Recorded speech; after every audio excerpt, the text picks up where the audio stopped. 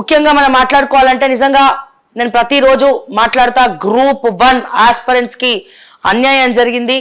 సెంటర్లలో అందరికి సేమ్ మార్కులు వచ్చినాయి. పక్క హాల్ టికెట్ వాడికి కూడా సేమ్ మార్కులు వచ్చినాయి. 21, 22, 23, 24 సేమ్ మార్కులు వచ్చినాయి. సో ఇది ఎట్లా సాధ్యం అని చెప్పి రాష్ట్ర ప్రభుత్వాన్ని కూడా నిన్న మనం అడగడం జరిగింది గ్రూప్ 1 ఆస్పిరెంట్స్ గురించి.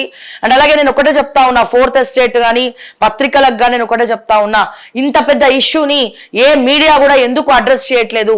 ఇంత పెద్ద విషయం గురించి, కొన్ని జీవితాల సమస్యల గురించి ఎందుకు ఏ పత్రికలలో కూడా మీరు వార్తలు రాస్తలేరు అని చెప్పి నేను అడుగుతా ఉన్నా ఏబిఎన్ రాధాకృష్ణ సార్తో సహా.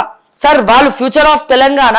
మనం వన్ సైడ్ పోయినా, ఎక్కడ సైడ్ పోయినా కొద్దిగా మనం ఛానల్ నడుపుతున్నందుకు అట్లీస్ట్ మన మనసాక్షి కోసమన్నా కొన్ని వార్తలు 4th ఎస్టేట్ ప్రజల పక్షాన మాట్లాడాల్సినటువంటి అవసరం ఉన్నది, కలం పెట్టాల్సినటువంటి అవసరం ఉన్నది అని చెప్పి నేను మరొక్కసారి మీడియా మిత్రులందరికీ, 4th ఎస్టేట్ ముఖ్యంగా పత్రిక న్యూస్ పేపర్ వాళ్ళకు, శాటిలైట్ వాళ్ళకు చెప్తా ఉన్నా.